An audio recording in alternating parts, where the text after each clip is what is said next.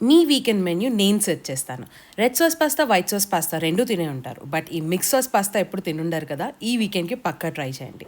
యూజువల్‌గా ఎప్పుడు white sauce చేసుకునేలాగే బటర్‌లో garlic, మైదా వేసి స్లో కుక్ చేస్తూ దాంట్లో మిల్క్ వేసేసి మెల్లిగా స్టిర్ చేస్తూ ఉండండి. మీకు నచ్చిన చీజ్ వేసుకోవచ్చు. నేను ఇక్కడ మోజ్రెల్లా చీజ్ వేశాను.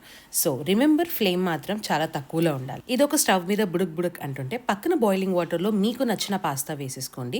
ఇక్కడ నేను యాడెడ్ టేస్ట్ కోసం స్టఫ్డ్ పాస్తా యూస్ చేశాను. మీ దగ్గర ఉన్న ఏ పాస్తా అయినా ఇందులో యూస్ చేసేసుకోవచ్చు.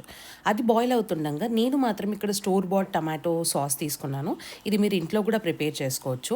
ఆ సాస్లో మీకు నచ్చిన వెజిటేబుల్స్ వేసుకోవచ్చు. నేను 3 కైండ్ ఆఫ్ బెల్ పెప్పర్స్ వేశాను.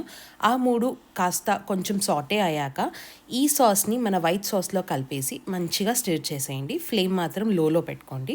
ఇది మీరు మిక్స్ చేసి అయ్యేలోపు అటుపక్కన ఉన్న మీ పాస్తా కూడా బాయిల్ అయిపోతుంది.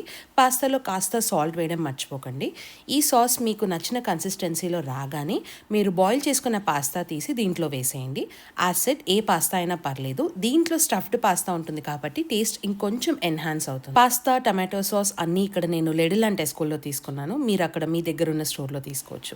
ఫైనల్గా herbs and chilli flakes with little salt 3 వేసేసి కొంచెం అడ్జస్ట్ చేసుకోండి. టేస్ట్ చూసి వేసుకోండి, తప్పేం లేదు.